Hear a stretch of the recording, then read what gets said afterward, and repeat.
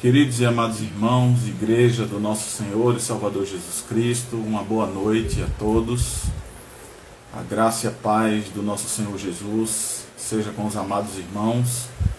Nós hoje estamos voltando a fazer o culto por meio de uma live. Nós estamos com os cultos suspensos, pelo menos temporariamente, mas isso jamais deixará de que o povo de Deus adore ao Senhor, louve ao Senhor no dia do Senhor, hoje, domingo, dia do ajuntamento solene, no qual estamos juntos para mais uma vez adorar o nome do Senhor, nosso Deus. E o faremos assim agora de início, adorando ao Senhor, nosso Deus, com o hino de número 2, que costumeiramente nós louvamos na igreja, lembrando que a presença de Deus é santa no nosso meio, e seja no templo ou nos nossos lares, ela faz parte da vida de todo crente. Portanto, nós devemos ter respeito, nós devemos ter reverência, nós devemos santificar o momento do culto no nosso lar, ou seja, nós devemos deixar tudo aquilo que venha a nos atrapalhar nesse momento de adoração ao Senhor nosso Deus. Nós desligamos nossos celulares, nós desligamos as televisões, nós devemos não permitir que outras coisas venham tirar a nossa atenção da adoração ao Senhor nosso Deus nesse momento. Por isso, vamos louvar o hino de número 2 e ter como esse momento de reverência ao Senhor nosso Deus, para a glória de Cristo. Vamos louvar ao Senhor nosso Deus.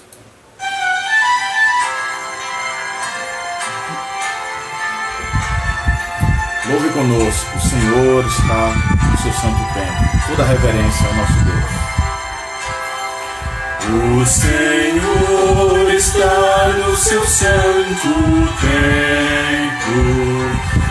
O Senhor está no seu santo templo. Cale-se diante dele toda a terra. Cale-se diante dele toda a terra.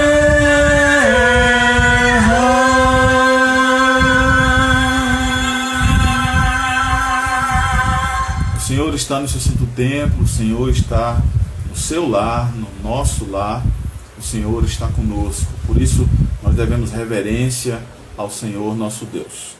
E para esse segundo momento da nossa liturgia, eu quero que você nos acompanhe nesse momento com uma oração de adoração ao nosso Deus. E logo depois estaremos fazendo assim a leitura da palavra de Deus nas Escrituras Sagradas. Curve a sua fronte e vamos orar ao Senhor nesse momento para a glória de Deus. Bendito Deus e Pai do nosso Senhor e Salvador Jesus Cristo, Deus de Abraão, o Deus de Isaque, o Deus de Jacó, o Deus da aliança, do pacto com o seu povo. Nós te louvamos e te bendizemos, Senhor, e te agradecemos por mais um dia de vida na tua presença. Nós te agradecemos, Senhor, pela semana que passou, na qual o Senhor nos concedeu graça e misericórdia, e assim nos mantém em pé com o seu poder, com o seu braço forte, com o seu amor. Obrigado, Senhor, pelo dia de hoje, o domingo, dia do ajuntamento solene. O teu povo, eis aqui nesse momento, o povo reunido nos seus lares, mas com toda reverência a Deus e adorando e engrandecendo o seu santo nome. Nós te agradecemos porque o Senhor nos concedeu o milagre da vida.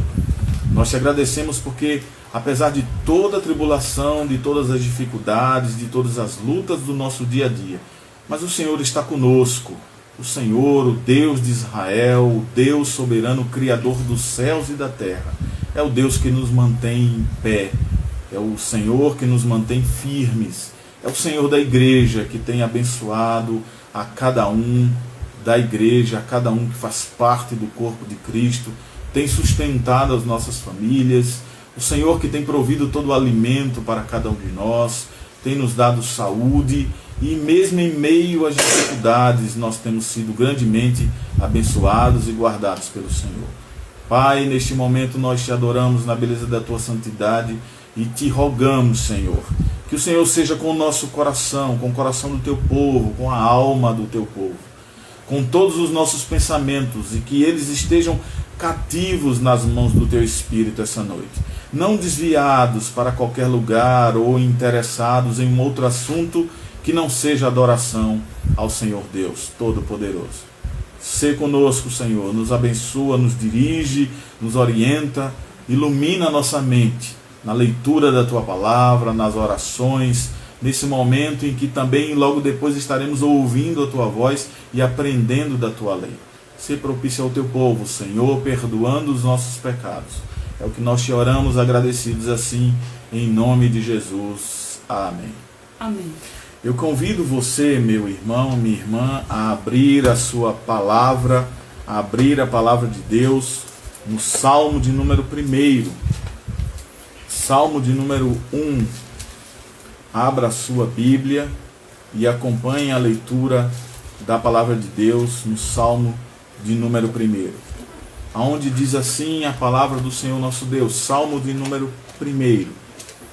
Bem-aventurado o homem que não anda no conselho dos ímpios, não se detém no caminho dos pecadores e não se assenta na roda dos escarnecedores. Antes o seu prazer está na lei do Senhor, e na sua lei medita de dia e de noite. Ele é como árvore plantada junto à corrente das águas, que no devido tempo dá o seu fruto, e cuja folhagem não murcha, e tudo quanto ele faz será bem sucedido. Os ímpios não são assim, são porém como a palha que o vento dispersa. Por isso, os perversos não prevalecerão no juízo, nem os pecadores na congregação dos justos.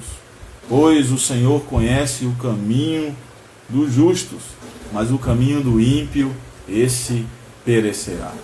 Amém. Que o Senhor nos abençoe na sua palavra lida essa noite e nos conceda e continue assim concedendo graça e misericórdia conforme a sua santa vontade. Eu convido você ainda a acompanhar uma leitura da palavra de Deus para um momento de confissão e contrição extremamente importante à nossa vida, onde nós precisamos estar pedindo perdão a Deus pelos nossos pecados, pelos nossos erros, as nossas falhas, as nossas limitações, na qual temos entristecido ao Senhor nosso Deus.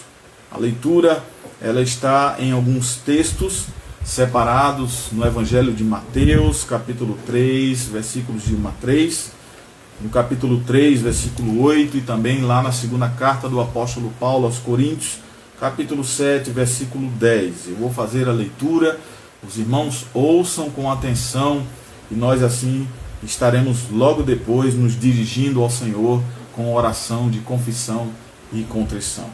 Diz assim a palavra de Deus: E naqueles dias apareceu João Batista, pregando no deserto da Judéia e dizendo: Arrependei-vos, porque é chegado o reino dos céus. Porque este é o anunciado pelo profeta Isaías, que diz: Voz do que clama no deserto, preparai o caminho do Senhor, endireitai as suas veredas, produzi, pois, frutos dignos de arrependimento, porque a tristeza, segundo Deus, opera arrependimento para a salvação, da qual ninguém se arrepende, mas a tristeza do mundo opera a morte. Amém. Que o Senhor continue também nos abençoando na sua palavra lida essa noite. Curva a sua fronte agora, curva a sua cabeça onde você está. Se quiser se ajoelhar, ou estar sentado, ou em pé, ore ao Senhor da maneira assim que for mais conveniente. Mas de uma coisa façamos o certo, que abramos o nosso coração a Deus, que venhamos a rasgar o nosso coração, o nosso peito ao Senhor, nos sujeitando a Ele em oração, pedindo perdão pelas nossas falhas. Oremos nesse momento. Bendito Deus Todo-Poderoso, eis aqui o teu povo, Senhor, mais uma vez diante da tua presença, não só apenas para te louvar, para orar, para engrandecer o teu santo nome, para te agradecer por todas as ricas bênçãos de misericórdia que o Senhor tem nos concedido. Mas eis um momento importante e único e sublime, ó Deus, em que o teu povo reconhece as próprias falhas, nós reconhecemos pessoalmente e individualmente e coletivamente os nossos erros, aquilo que fazemos e que não tem agradado a Deus, que tem trazido tristeza ao coração do Espírito Santo de Deus, todo mau pensamento, as más palavras, as más atitudes, as omissões, quando deixamos de fazer o bem, quando não damos ouvidos à tua palavra, quando não enxergamos o nosso próximo necessitado, ao nosso irmão, ou quando, Deus, tão somente desobedecemos às tuas ordens. Nós que deveríamos buscar e devemos buscar uma vida de santidade diante de Deus, nós que devemos buscar ardentemente estar orando ao Senhor em todo o tempo, nós que devemos buscar a tua palavra, o conhecimento dela, da qual muitas vezes pedimos sabedoria, mas não abrimos as Escrituras para ler a tua palavra, para ouvir a tua voz.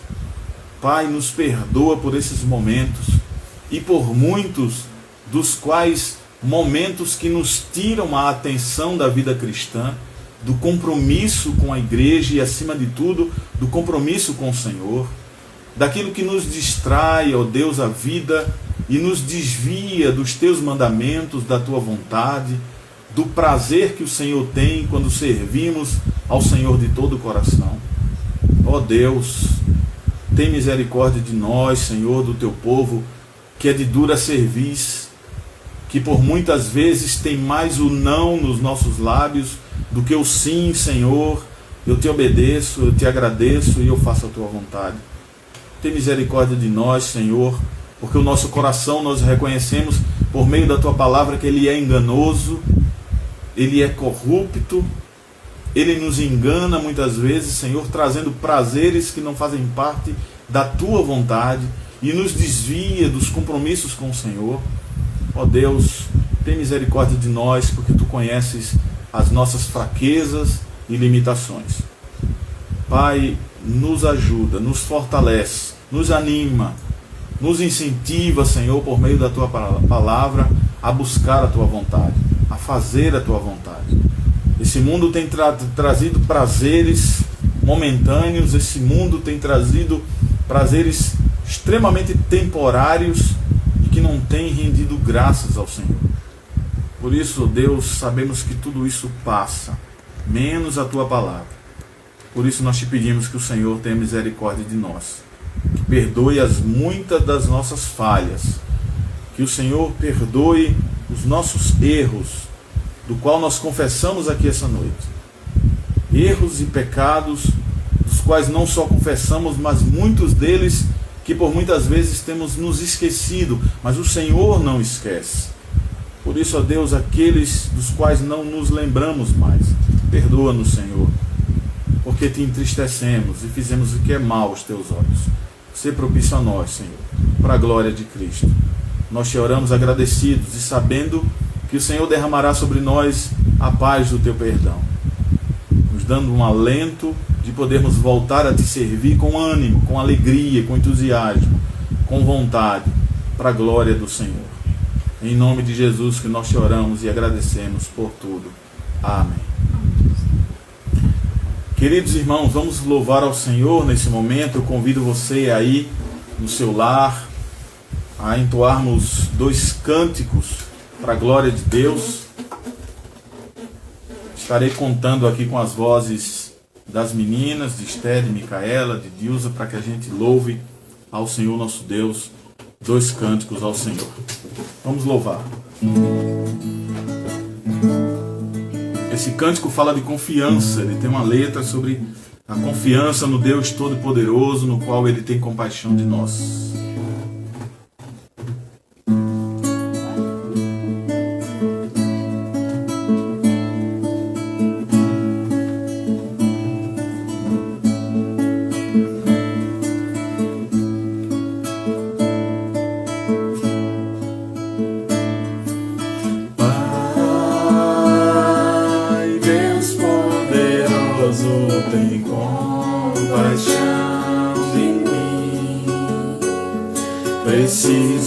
da tua graça abundante aqui. Quebra meu coração e salva-me de mim. Faz-me bem-aventurado em ti.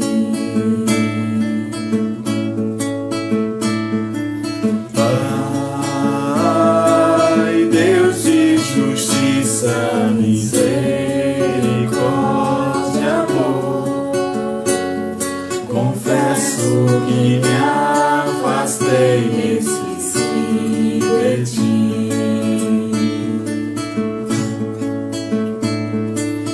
Eu não sou mais que os outros, me ensina a ver quem sou. Faz-me doar ao invés de possuir.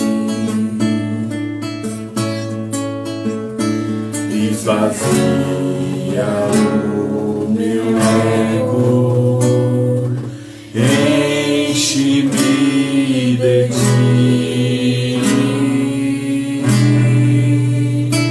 Ajuda-me a confiar,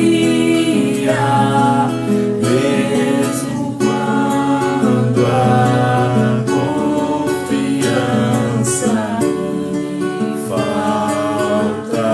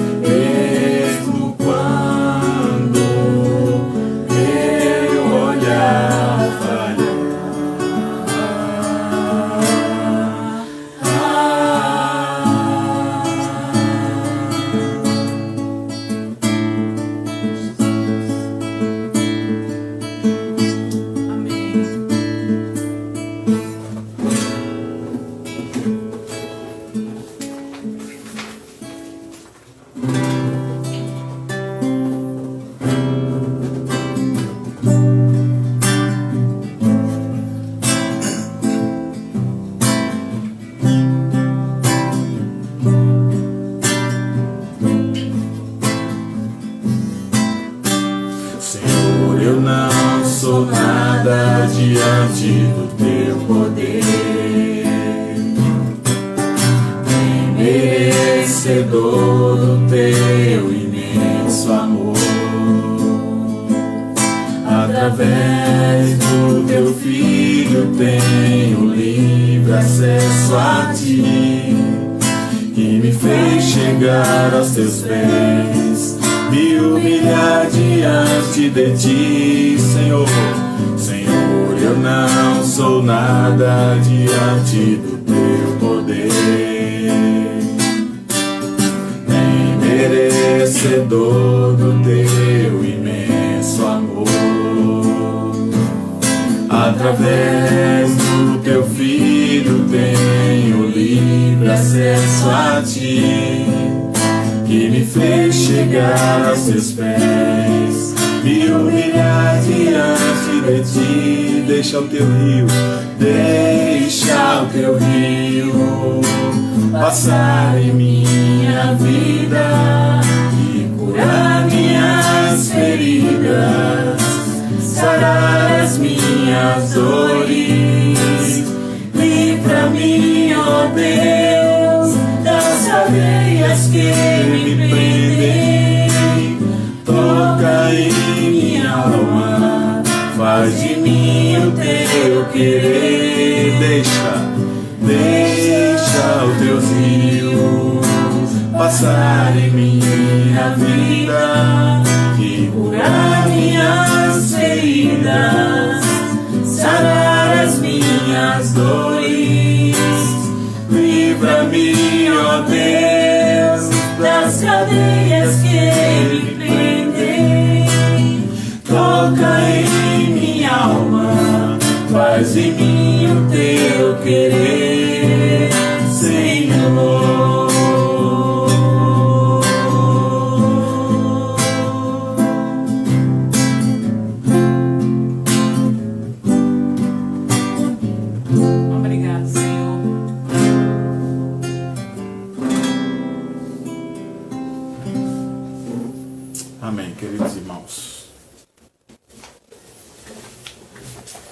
Louvado e bendito seja o nome do Senhor, nosso Deus.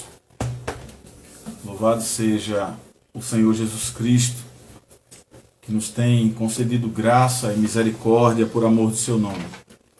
Agora, para esse momento da palavra de Deus, eu convido você a abrir as Escrituras Sagradas. Lá no Salmo de número 129, nós estamos trabalhando os salmos dos degraus, o salmo dos cânticos de romagem na igreja. Começamos nos domingos à noite trazendo uma mensagem acerca de cada salmo dos cânticos dos degraus.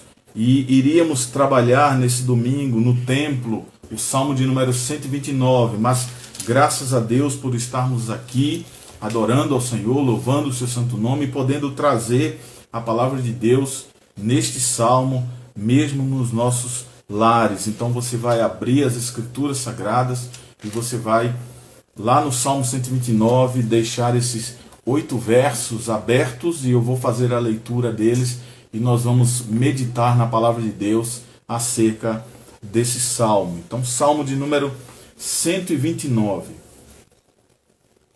Diz assim a palavra de Deus no Salmo de número 129.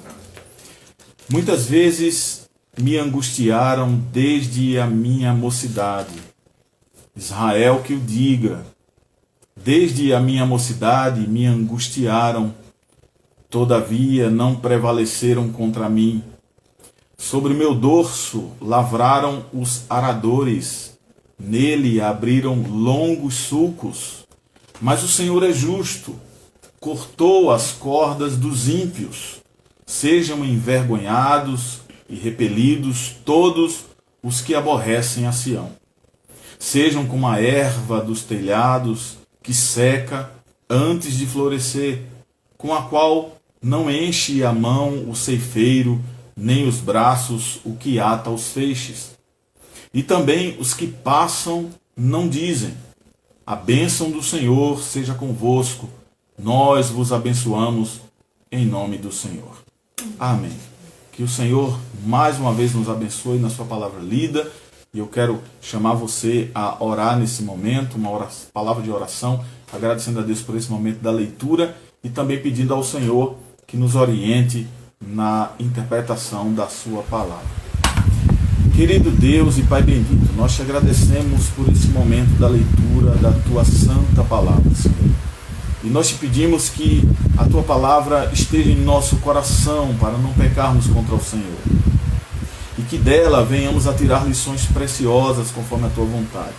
Mas para isso nós precisamos da ajuda do nosso Mestre, nosso Senhor Jesus Cristo, e por meio do seu Espírito Santo que ilumina a nossa mente, que abre os nossos olhos, os nossos ouvidos, para contemplarmos as maravilhas da tua lei, assim seja feita a tua vontade na vida da tua igreja.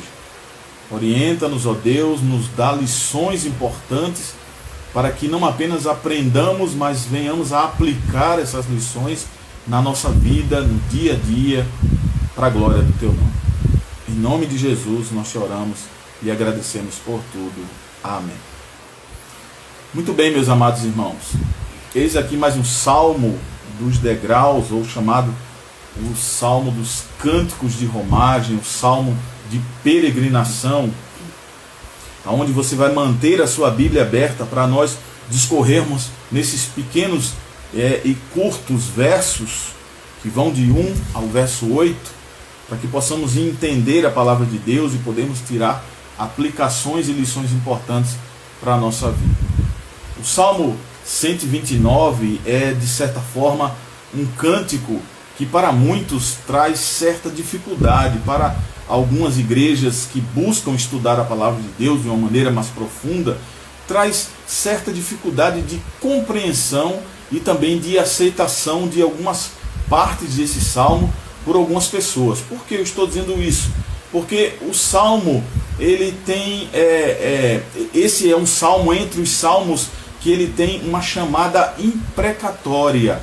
Ele tem um conteúdo imprecatório. E o que seria esse conteúdo imprecatório? Ou seja, a expressão imprecatória é aquela que nos traz o significado de alguém que ora e busca intervenção de alguém superior sobre alguém, pessoas ou uma situação.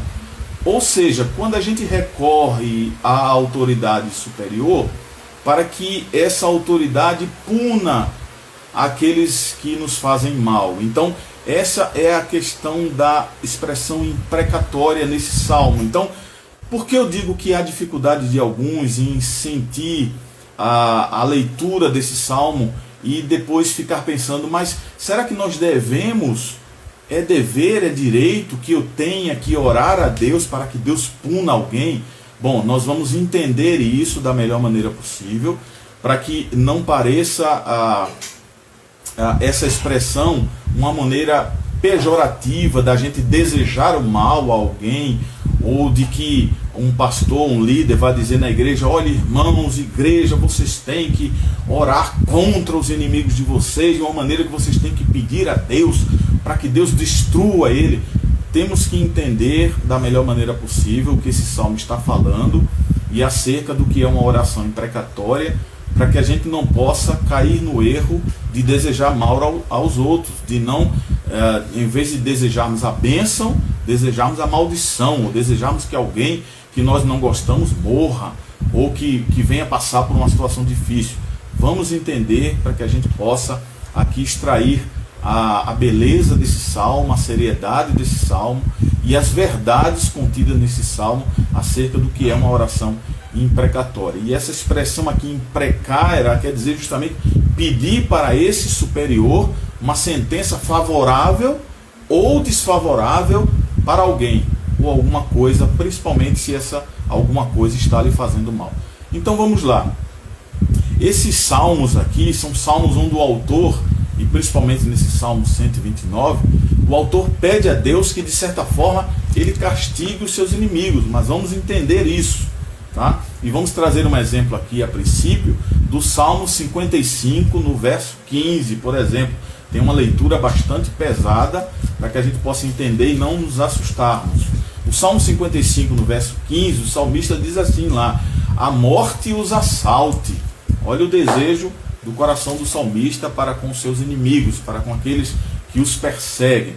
A morte os assalte, e vivos desçam a cova, porque a maldade nas suas moradas e no seu íntimo.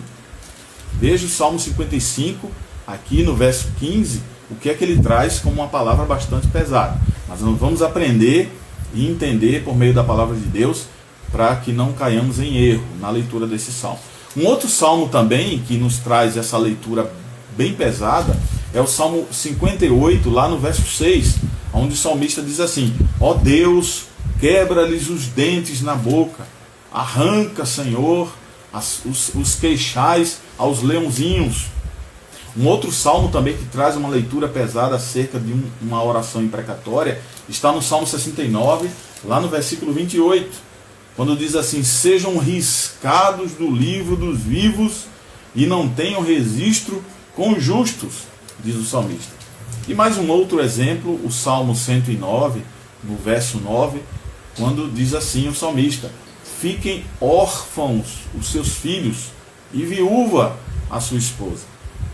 Veja bem, é uma leitura pesada, é um desejo, né, bem pesado para com outra pessoa. Então isso acaba por assustar a muitos crentes, a muitas igrejas. Será que devemos orar assim? Será que devemos pedir a Deus dessa maneira? Então nós vamos ver aqui por meio do Salmo 129 como o salmista se comporta na sua oração imprecatória e o que ela significa na vida dos cristãos.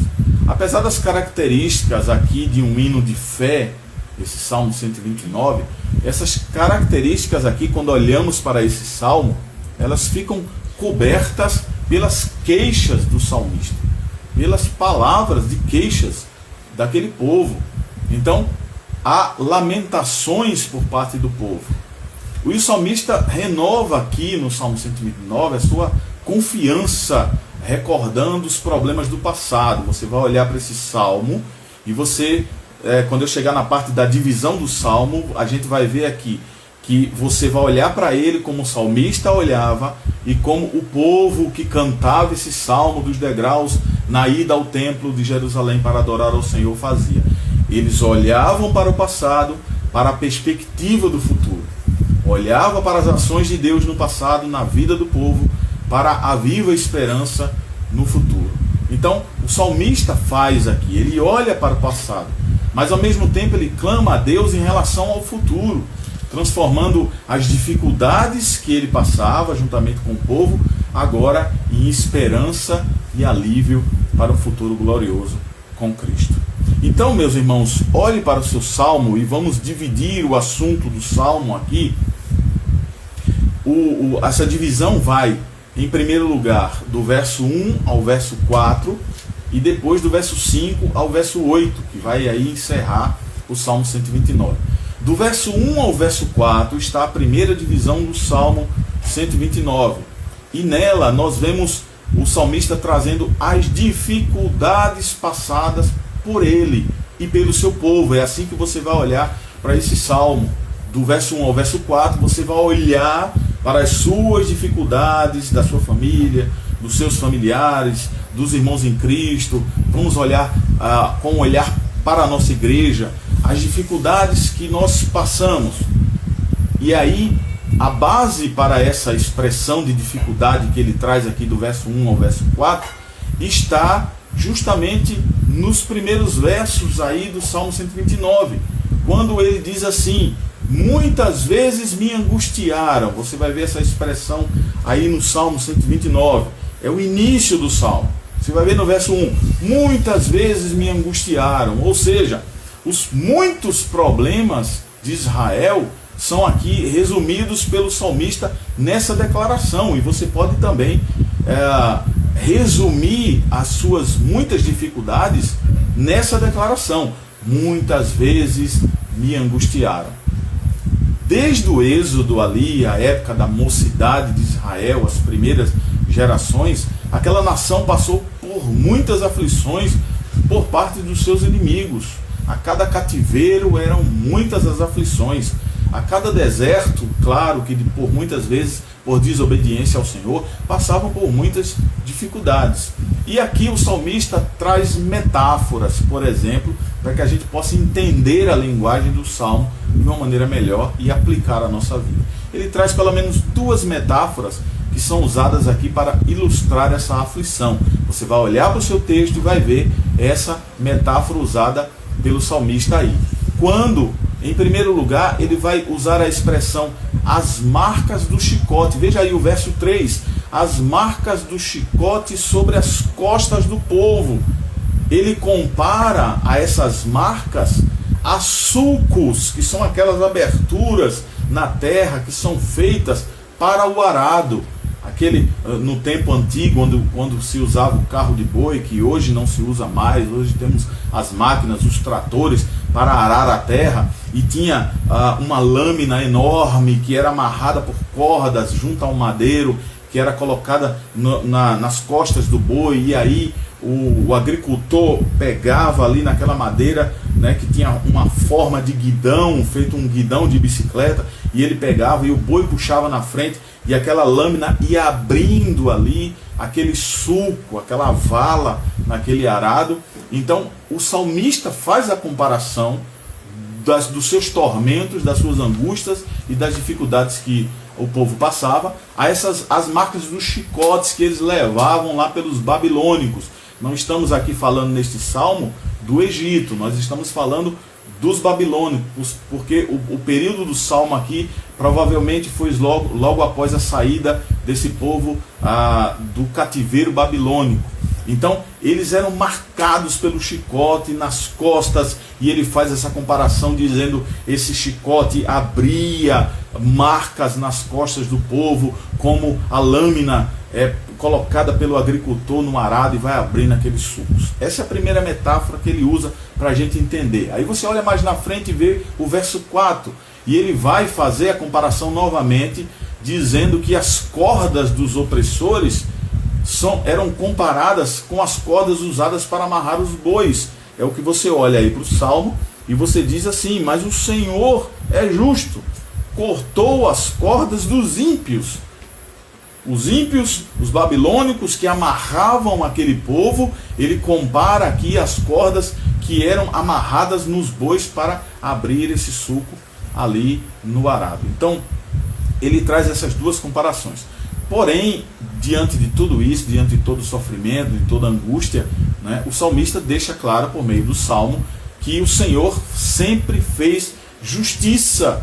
Quando ele fala aí no verso 4, que o Senhor rompe as cordas e salva o seu povo, liberta o seu povo da escravidão. Então, independente das marcas dos chicotes, independente das cordas que amarravam esse povo e que torturavam, o Senhor, no final, sempre agia com justiça e libertava o seu povo com um braço forte. E isso acontece com a igreja, isso acontece comigo, com você, quando por momentos difíceis, momentos atribuladores, momentos terríveis, aonde sentimos como que chicotes que batiam nas nossas costas e abrem sulcos, como que cordas que nos amarram e nos trazem tristeza, mas no tempo certo, no tempo oportuno, Deus age com justiça e nos liberta.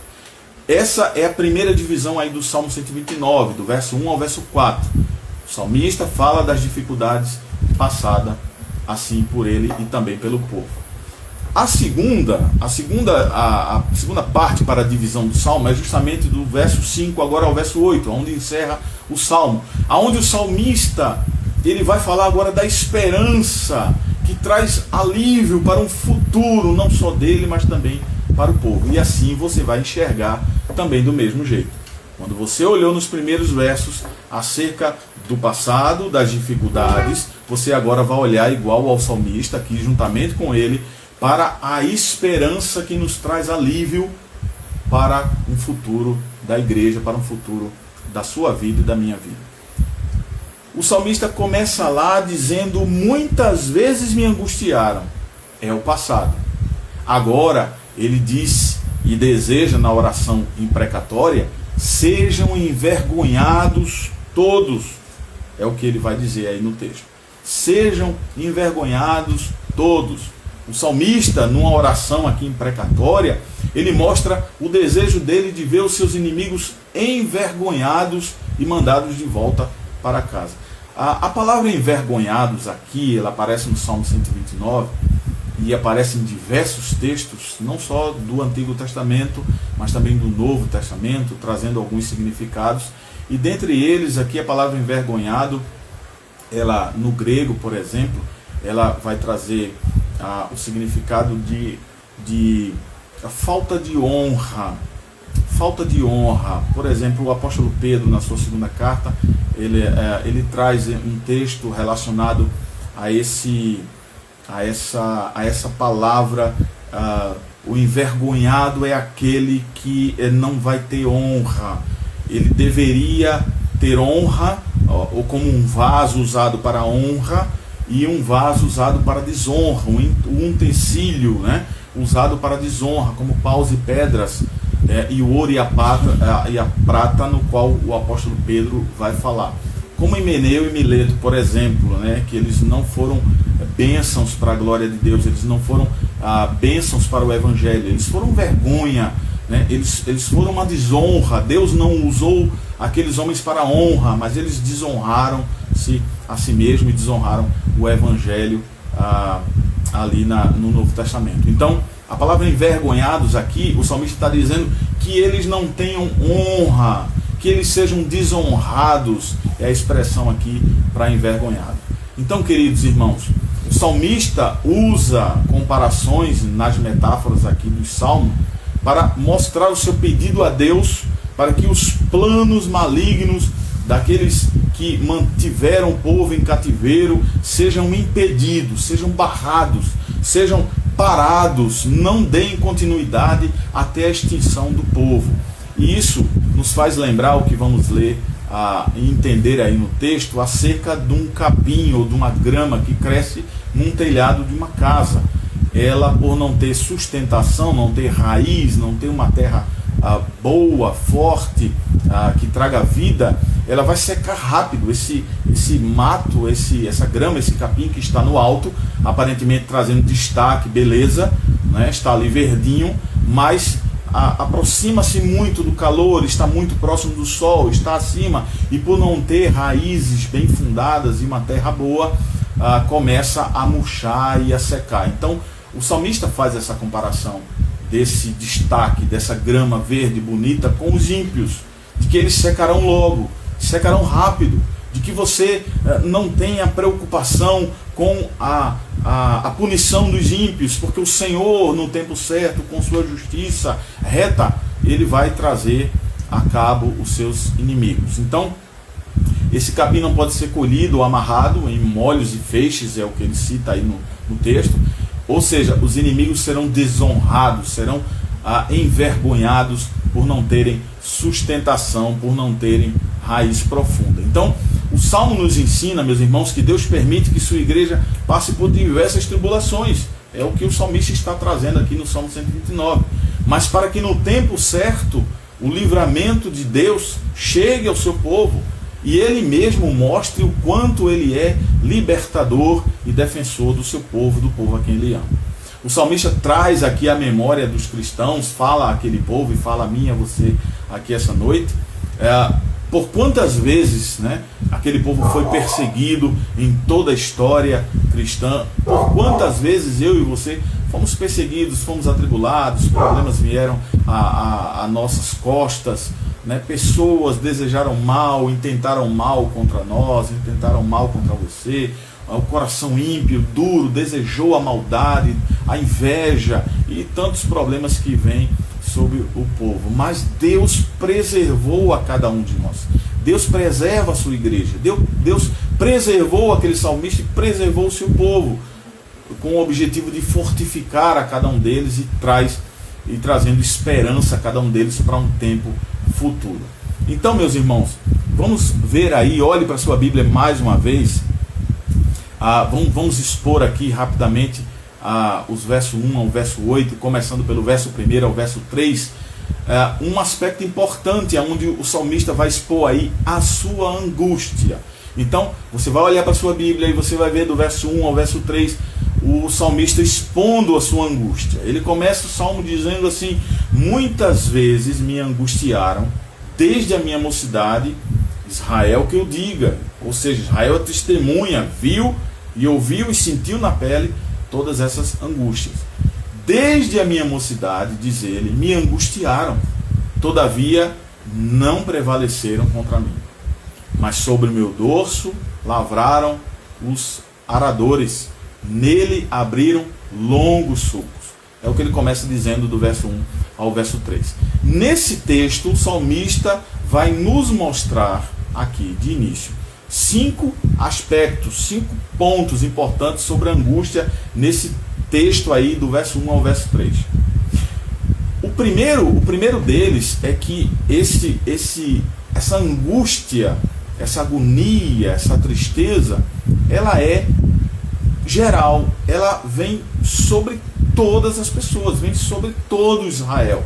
Quando ele diz assim, Israel que o diga, o Israel todo é testemunha de que esse sofrimento vem sobre todos nós. Ou seja, toda a nação experimentava angústias. O que é que você tem de aprendizado com isso? Que eu não só sofro, mas você sofre também. Todos nós sofremos.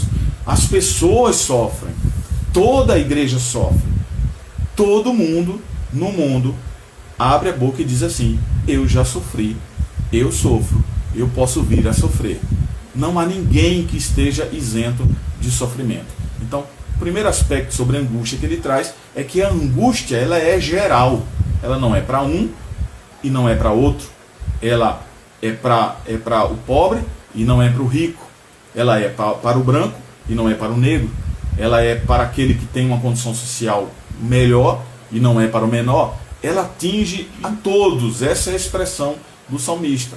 E não só que ela é geral, mas ele diz também que ela é extremamente dura.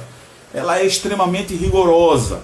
Porque aí no início do salmo ele usa a expressão muitas vezes. Ou seja, ele nos dá a entender de que essa angústia ela se repete em toda a nossa vida.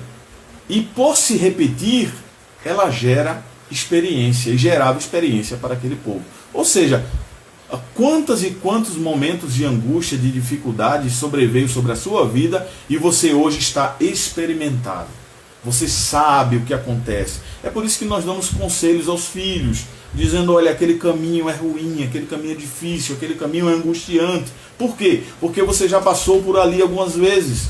Porque você já sofreu angústia ali algumas vezes. Então você já está experimentado, você já sabe.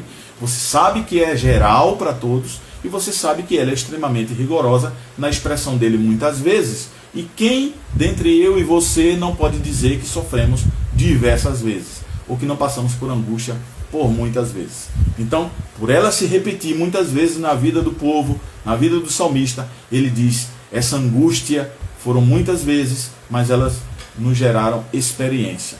Não só geral, não só ela é extremamente dura, mas essa angústia ela é permanente. Quando o salmista diz aí, desde a minha mocidade, olha o tempo que ele traz. Ele não diz, começou agora essa angústia, chegou há pouco tempo, começou no dia de ontem. Não, desde a minha mocidade, desde a minha juventude, ou seja, Israel passava por angústias desde há várias gerações, desde os pequenos até os maiores, dos mais novos aos mais velhos. E isso, claro, ele traz como lembrando a ser uma reverência do tempo da escravidão, não só entre os babilônicos, mas também do tempo do Egito, onde o salmista está lembrando ali do período de escravidão que passaram os seus antepassados. Quando ele fala de desde a minha mocidade, não é apenas de uma idade muito nova dele, mas é de todos os antepassados, desde os que vieram antes de mim e passaram por esses momentos de angústia. Então, ela é geral, ela é rigorosa, ela é permanente, né? Ela é dura e ela é pessoal também. As angústias são individuais. Quando ele usa a expressão eles, aí, eles, o salmista destaca aí que esse povo foi castigado intencionalmente pelo inimigo.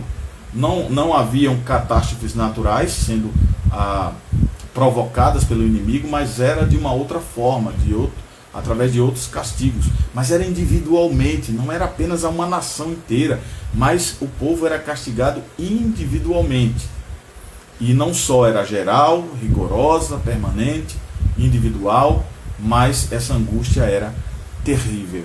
Porque aí nós lemos lá o verso 3, que você está vendo na sua Bíblia, o verso 4, e você vai ver a rigorosidade dessa angústia quando ele usa a expressão sobre o meu dorso, né, o meu lombro, as minhas costas, lavraram os aradores, ou seja, sulcos foram abertos por causa do chicote. Abriram a carne dos hebreus, ali as costas daquele povo foram abertas à base do chicote. Então, depois da guerra, né, os exércitos que prendiam aqueles inimigos, eles prendiam e não só deixavam presos lá, mas eles torturavam. É a expressão que ele traz, minhas costas foram castigadas. Então, os inimigos ali do povo de Deus, eles além de prender esse povo, eles torturavam esse povo. Essa é a imagem que o salmista nos passa aqui nesse texto, né? E isso nos lembra as angústias dos diversos cativeiros que o povo de Deus passou, como dos babilônicos, como dos persas, como dos egípcios. Então isso também nos traz à memória por quantas e quantas partes da nossa vida, momentos da nossa história, nós passamos por alguns cativeiros e algumas dificuldades. Mas, meus irmãos, o salmista usa esses meios de comparação sobre as graves aflições que vieram sobre a igreja, e ele compara o povo de Deus a um arado, que esse arado é arrastado ali, é passado uma lâmina sobre esse arado. Ele diz que esses sulcos eram longos, veja, eram longos, não eram curtos, eram longos, e o entendimento que nós temos é para que nenhum canto desse arado fique de fora. Essa lâmina, ela corta do começo ao fim, do princípio até o fim, não fica um lugar sem esse corte dessa lâmina. Então essas palavras vêm a nos ensinar aqui essa noite de que a cruz sempre esteve plantada nas costas da igreja, do começo ao fim. E ela abria e abre sulcos longos, amplos, que trazem dor, mas também no final vão trazer glória, peso de glória para a glória de Cristo. Então, meus queridos e amados irmãos, em meio a tudo isso, o salmista aqui vai resumir esses aspectos, né, a sua perspectiva de esperança. Ou seja, ele resume o que ele viu no passado, o que ele sofreu e passou no passado, assim como eu e você e a igreja, e aí vai olhar para frente. Vamos olhar para frente agora, né? Aí o segundo ponto, ele vai destacar o verso 4, que você vai olhar na sua Bíblia, e ele vai nos mostrar agora a expectativa de esperança. Depois de tanto sofrimento, tanta luta, tanta dor, vamos olhar para frente, vamos ver agora o momento de graça da parte de Deus, de misericórdia da parte de Deus. Então o verso 4, ele vai dizer assim: mas o Senhor é justo. E essa ação de justiça de Deus foi cortar as cordas dos ímpios, cortar o mal, parar o mal que já vinha sendo exercitado há muito tempo. Então o salmista começa dizendo que o Senhor é justo. E isso ele quer dizer que Deus se lembra do seu povo. Quando ele diz assim, Deus é justo, ou seja, Deus lembra de você, Deus lembra de mim, Deus lembra do povo, Deus lembra da sua igreja, Deus lembra de todos nós. E aí no texto está o relato de que ele corta a corda dos ímpios. E certamente a referência aqui é as cordas que amarravam o arado, a lâmina. Lembram aos bois?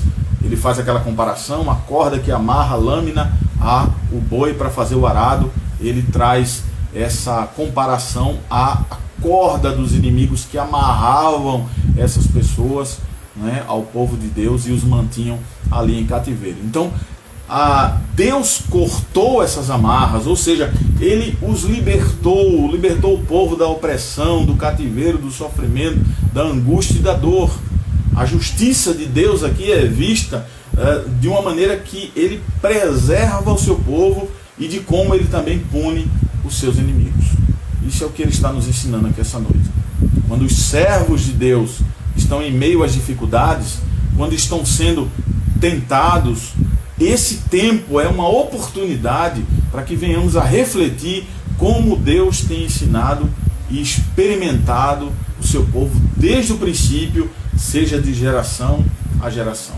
Certamente você tem histórias para contar do seu pai, do seu avô, do seu bisavô, que eram crentes e que contavam histórias de sofrimento, de angústia, de labor, de dor, tristeza, de sulcos que eram abertos nas costas. E você pode dizer assim, eu tenho testemunho de saber desde o princípio da minha geração de que os meus foram ali provados, foram também castigados, foram perseguidos, mas Deus em todo o tempo agiu com justiça.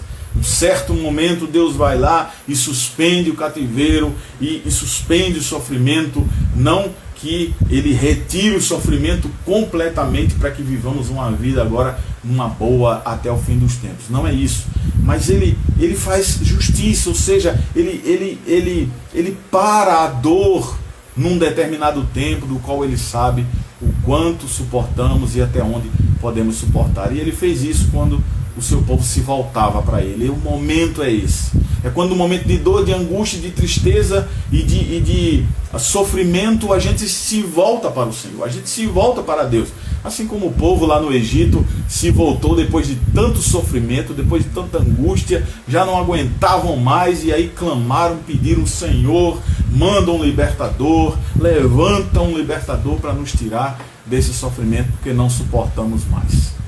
O contexto provável aqui, como eu falei no início desse salmo, é de ter sido escrito depois ali que os judeus voltaram do cativeiro babilônico, depois de terem sofrido nas mãos terríveis dos seus inimigos babilônicos, que eram maus, perversos. Eles quase morreram, principalmente sob a tirania de um homem chamado Antíoco Epifânio, um homem terrível, um rei maldoso, perverso, que queria a morte todo o tempo do povo de Deus. E nesse tempo de trevas e de tribulações, o salmista se volta a encorajar o povo a serem fortes. É o que fazem os líderes na igreja hoje, os pastores, aqueles que pregam a palavra de Deus, os presbíteros que pregam a palavra de Deus. Nós buscamos incentivar o povo mostrando do sofrimento do passado a glória do futuro. sair da dor do passado para a bênção do futuro. É isso que nós incentivamos o povo a lembrar do passado, como Deus agiu com justiça e livrou o seu povo e está levando ele para a glória, para o bem-estar com o Senhor. Então, nos tempos de treva, de dificuldade, de tribulação, o salmista encoraja esse povo a serem fortes, falando para todos eles, sem exceção, a terem esperança, e essa esperança inspirada nas lembranças que a igreja passou, nas dificuldades, mas que Deus tirou ela no momento oportuno, e que no momento do dia do Senhor, naquele dia final, ali vereis a grande diferença entre o justo e o injusto, sobre aquele que serve a Deus e sobre aquele que não serve. Então é preciso ter paciência, para que no momento oportuno vejamos a vitória por parte do Senhor. Com isso, meus irmãos, nós podemos ver que o povo de Deus nunca foi isento de levar a cruz, nunca foi isento de passar por dificuldades, e que as muitas aflições pelas quais o povo passa e é provado sempre tiveram um final com um resultado de bonança e de graça da parte de Deus. E a história tem dado esse testemunho claro de que o povo de Deus não tem enfrentado poucos inimigos, nem fracos inimigos, e tem sido atacado por todos os lados, por várias áreas da sociedade, por muitas sociedades ímpias que jaz no maligno, né, pela impiedade do coração humano sem Deus. Mas, apesar de toda a perseguição, Deus tem dado graça e misericórdia para que esse povo possa ser liberto desse momento de escravidão. A última sentença do salmista aqui, quando olhamos para o texto, é fonte de consolação, onde ele informa sobre os inimigos de Israel. Ele vai falar sobre os inimigos de Israel, e depois de terem usado esses inimigos vários métodos de maldade contra o povo, mas eles nunca tiveram sucesso final. Perceba, você vê a trajetória do mal iniciando aqui no coração dos perversos e aparentemente tendo sucesso, mas não tem. Isso aqui não é yin e yang, isso aqui não é bem e mal, aonde eles travam uma luta que não termina nunca. Deus é o bem maior que triunfa e irá triunfar sempre sobre o mal. O mal jamais ganhará do bem. Então, aqui nós vemos o salmista nos mostrando que, apesar de todos os métodos de maldade que já se houveram na história, nós nos lembrando do Holocausto, é um bom exemplo para nos lembrarmos, que aparentemente parece que os alemães foram vitoriosos, que Hitler foi vitorioso sobre os judeus, de que o mal venceu o bem ali. Na verdade não, aquilo foi temporário, foi um período, foi triste, trágico, foi terrível, mas não foi a vitória final. A vitória final é de Deus. Deus frustra os objetivos dos inimigos e impedem suas tentativas lá no final, onde eles pensam que terão vitória total. Na verdade, ela será frustrada pelo poder de Deus. Então, com isso, meus irmãos, nós percebemos qual é a verdadeira condição da igreja, onde o Espírito Santo ensina aqui, nos comparando a um campo, né? Ele faz essa comparação, um campo pronto para o arado, e que esse campo não deve fazer qualquer resistência em ser cortado. Você nunca viu a terra resistir ao agricultor. Ela está pronta lá a receber a lâmina que vai abrir a terra para vir a semente, para depois nascer a boa planta e nascer os bons frutos. Esse povo está sendo preparado para receber essa boa semente e, por fim, produzir fruto para a glória de Deus. Lembrando que Deus nunca se esquece de fazer justiça, meus irmãos. Deus jamais engana a confiança do seu povo, a confiança daquele que está aflito. Paulo nos explica que Deus nem sempre permite que os seus filhos sejam perseguidos. Já viram isso? A segunda carta aos Tessalonicenses, lá no capítulo 1, versículos 6 e 7, o apóstolo Paulo diz: se de fato é justo para com Deus que ele dê em paga a tribulação aos que vos atribulam, e a vós que sois atribulados, alívio juntamente conosco, quando do céu se manifestar o Senhor Jesus com os anjos no seu poder.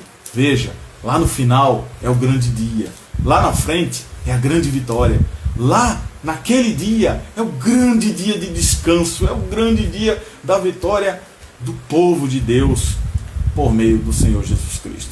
Ou seja, o bem-estar da igreja está sempre conectado com a justiça de Deus, com a lembrança de Deus não deixar que esse mal se perpetue eternamente sobre o seu povo.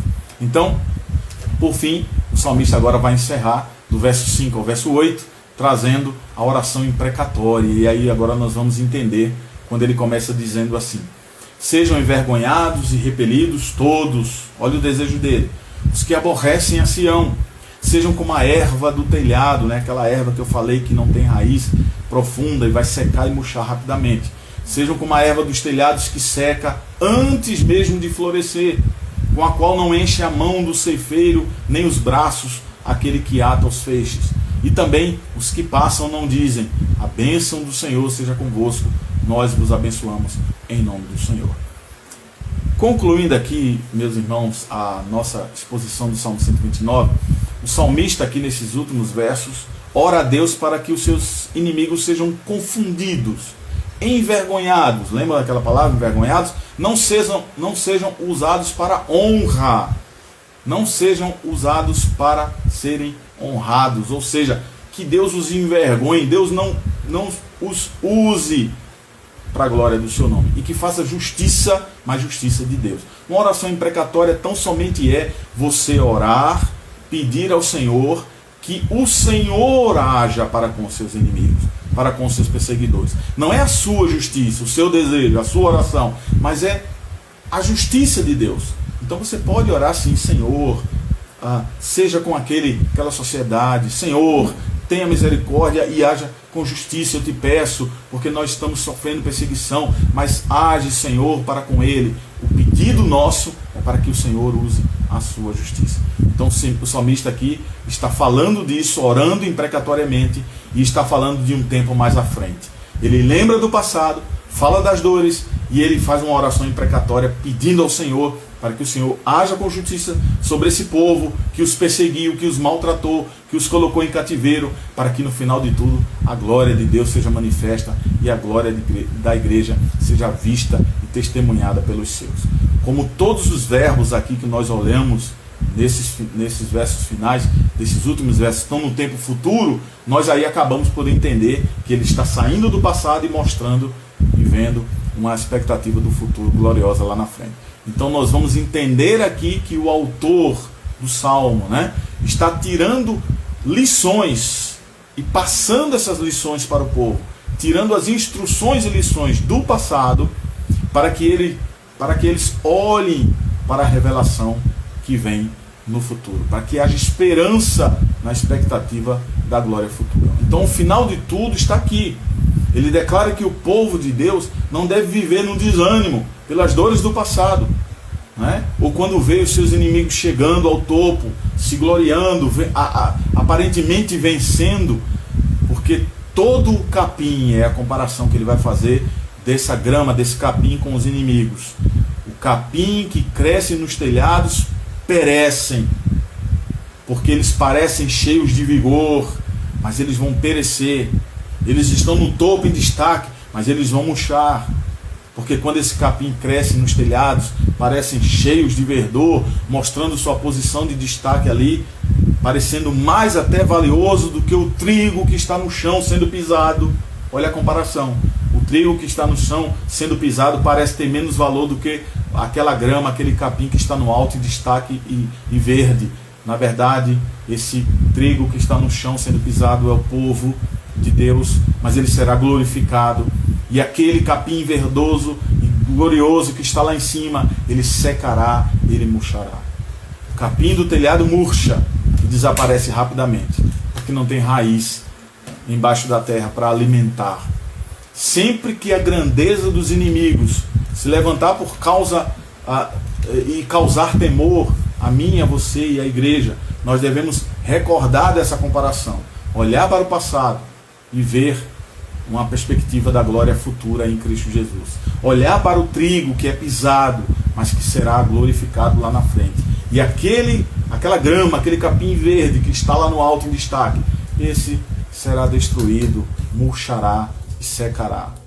Assim também, meus irmãos, são os inimigos do povo de Deus. não tem raízes, dura pouco e não chegarão a um fim glorioso.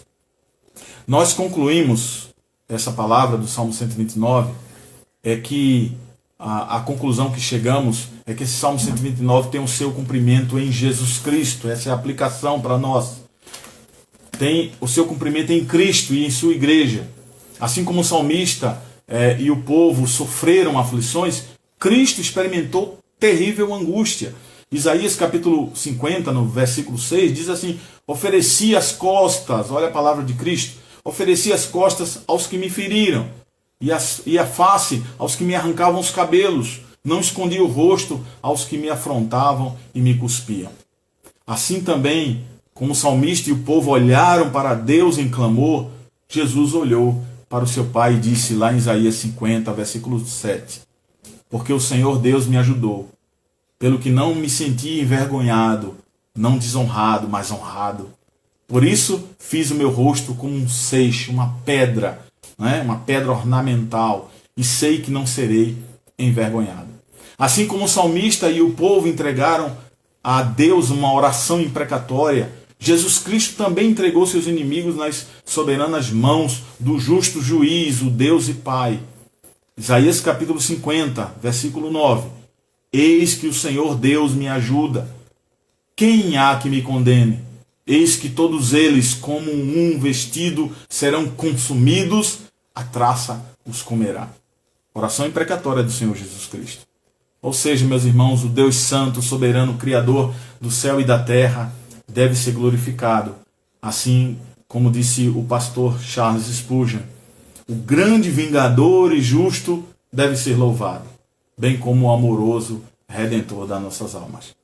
A compaixão do coração humano, meus irmãos, pecaminoso e perverso, se rebela contra as ações de Deus, sem jamais poder compreender, se não for tocado pelo Espírito Santo do Senhor. Esse coração clama por um Deus, muitas vezes efeminado, em quem a compaixão sufocou a justiça. Mas os servos de Deus, bem instruídos, o louvam em todos os aspectos da sua vida, no seu caráter, e que sejam, de fato, assim, glorificados por Cristo e Ele próprio seja glorificado por todas as nações. Que Deus nos abençoe, que Deus nos encha da sua graça, que Deus nos encha da sua misericórdia e continue nos ajudando a compreender a sua palavra, entendê-la e aplicá-la conforme a sua vontade. Vamos fazer a oração final, e nessa oração final eu quero pedir a você que ore comigo sobre os enfermos da nossa igreja. Nós assim estaremos encerrando também com a bênção apostólica. Eu quero fazer menção aqui que não fiz no início, hoje é o dia do homem presbiteriano. Que Deus abençoe, guarde, que Deus conceda graça e misericórdia ao homem presbiteriano em todo o Brasil e fora dele, no meio da Igreja de Cristo. Aos homens presbiterianos da Igreja Presbiteriana da nossa igreja em Jardim São Paulo, que Deus os abençoe grandemente, assim como a todos os homens do nosso presbitério. Parabéns ao homem presbiteriano. Nós iremos, se Deus permitir, comemorar na escola dominical do nosso terceiro domingo, se assim Deus o quiser. Então, parabéns a cada um deles. Vamos orar, fazer a oração final, interceder pelos enfermos e sermos assim despedidos com a bênção apostólica. Querido Deus e Pai bendito, nós te adoramos e te bendizemos e te agradecemos por esse momento tão rico, ó Deus, na tua presença. Obrigado pelo prazer e alegria que o Senhor nos concede ao coração de podermos adorar o teu santo nome, pelo privilégio de sermos chamados e de ter sido dado o poder de sermos chamados teus filhos. Obrigado, Senhor, por todo o sustento, pelo pão de cada dia, pela semana que passou, pela semana que se inicia, por esse final do dia do Senhor, o domingo, no qual não deixamos de adorar ao Senhor e de louvar o teu santo nome, porque nosso louvor tem que ser perpétuo, assim como é o Senhor. Obrigado, Deus, pela tua igreja, pela vida dela, por todos aqueles, ó Deus, que estão enfermos, que foram aí positivados por esse vírus da Covid-19, que foram acometidos pela gripe, ó Deus, que sejam restaurados pelo Senhor, assim como a nossa família, a liderança da igreja e a tantos outros irmãos, homens e mulheres, crianças, jovens, ó Deus, que sejam restaurados pelo Senhor, que se encham de saúde, a saúde que vem do alto para fortalecimento do corpo, da alma e para a glória de Deus. Pai, os abençoa, os livra do mal, concede vigor e força, ó Deus, e acima de tudo a presença do Teu Espírito nos momentos de dificuldade. Muito obrigado por tudo, nos dá uma semana de paz, de graça e de misericórdia. É o que nós te oramos e agradecemos por tudo em nome de Jesus. Amém. Recebam a bênção, meus irmãos. Que a graça e a paz do nosso Senhor e Salvador Jesus Cristo, que o amor de Deus, do nosso eterno e soberano Pai, com a comunhão e a consolação do Divino Espírito Santo, que essa repouse sobre os vossos corações, sobre esta igreja e sobre todo o povo de Deus espalhado sobre a face da terra, hoje e sempre. Amém. Que Deus os abençoe. Muito obrigado por ter participado do culto, por estar presente nas redes sociais. Divulgue, fale da palavra de Deus. Deus os abençoe. Dê uma noite de paz, de descanso. Em nome de Cristo. Amém.